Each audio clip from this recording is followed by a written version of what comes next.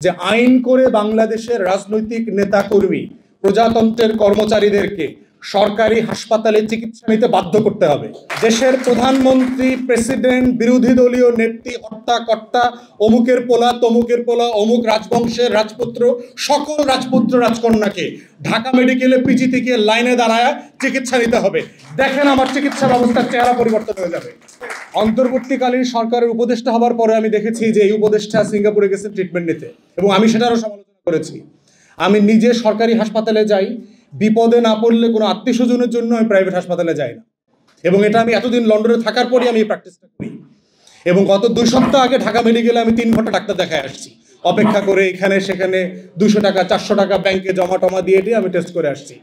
কিন্তু যতদিন পর্যন্ত আপনি লুম্পেন পলিটিশিয়ান বাটপাটদেরকে সিঙ্গাপুরে যাওয়া অ্যালাউ করবেন, ওরা বাংলাদেশের চিকিৎসা ব্যবস্থা ভালো হইতে দেবে না, কারণ ওইটা বিশ্বাসই করে না। এবং সেই কারণে কি হচ্ছে দেখেন, আমার মধ্যবিত্ত কি করে, সে যখন অমুক তমুক ছাগল পাগল এই সেই বাটপাটদেরকে দেখে কয়দিন পর পরে থাইল্যান্ডে ওখানে সেখানে যাইতে, সে কিন্তু এই স্বাস্থ্য ব্যবস্থার পুরো আস্থা হারায়। এবং ন্যাশনাল হসপিটাল নাকি একটা আছে, সেখানে একটা ছেলে মারা গেছে।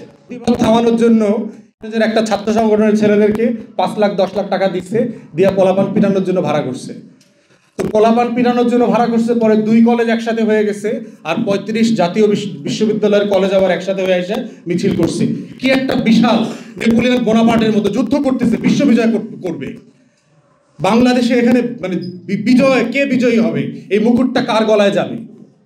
একজন মারা গেছে, সেই মারামারিকে কেন্দ্র করে 3টা 4টা কলেজ একেবারে ধ্বংস হয়ে গেছে। কি মোল্লা কলেজ একটা শুনলাম, তার প্রিন্সিপাল বলেছে 60 কোটি টাকার সম্পত্তির ক্ষতি হয়েছে। বাকি 2টা কলেজের কথা আলোচনা করে নাই। ওই হাসপাতালটা, রাস্তা, তেজগাঁ, এইটা সেটা সবকিছু আটকায় দিয়ে দাবি করতে হয় রাষ্ট্রের। অথচ দেখেন প্রধান উপদেষ্টা, গতকালকে আমি একটা ডোমেস্টিক ফ্লাইটে আসছি, ঢাকা শহরের এয়ারপোর্ট কেন্দ্রিক পুরো হয়ে গেছে।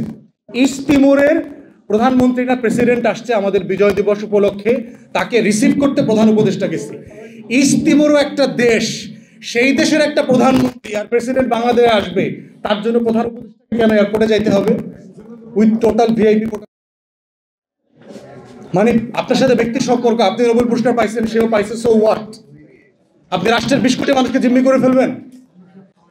তাহলে এই যে ব্যক্তির সম্পর্ক, পরিবার, রাষ্ট্র, দল, সরকার, কোন সম্পর্কটা কোন জায়গাতে সীমানা টানতে হবে, এইটা এই রাষ্ট্র যারা পরিচালনা করেন তাদের এই কমন সেন্স গভর্নেন্সের যে রুলস আছে নাই, পরিষ্কার না। যেই ফ্লাইটটাতে আমি আরো 1.5 ঘন্টা আগে আসার কথা ছিল, সেই ফ্লাইটটাতে যেখানে আমার 10টা একটা 10:30 একটা প্রেস মিটিং করার কথা ছিল একটা টক শোতে, আমি যে যে কারণে আমরা আগের গভর্নেন্সকে বলেছি যে নতুন রাষ্ট্রীয় বন্দোবস্ত দরকার, আমরা হাসিনার ফ্যাসিবাদকে ফেরত চাই না। আপনাদের নতুনদের আচরণে খাইসলতের কোনো পরিবর্তন তো দেখতে পাচ্ছি না আমরা। কিভাবে আমরা আপনাদের উপর ভরসা করব? আমরা তো আপনাদের উপর ভরসা করতে চাই, কারণ আপনারা মিছিল মিটিং না করে, লড়াই না করেও আল্লাহর ওয়াস্তে আমাদের বদৌলতে না ক্ষমতায় বসছেন। লড়াই তো আমরা করছি। তো যাদের বদৌলতে ক্ষমতায় বসছেন তাদের কথা আপনারা ভুলে যান কিভাবে 4 মাসের ব্যবধানে? যে তাদের কিসে কষ্ট হয়, কিসে লাভ হয়। আপনি একটা ডেপুটি সেক্রেটারিকে পাঠিয়ে দিতেন একটা গাড়িতে করে, আপনার যাওয়ার প্রোটোকল এবং আসার প্রোটোকলটা চিন্তা করেন। 4টা ঘন্টা ঢাকা শহরের মতো একটা ব্যস্ত জায়গা, সবচেয়ে গুরুত্বপূর্ণ ভিআইপি রোডে স্টাক হয়ে গেছে।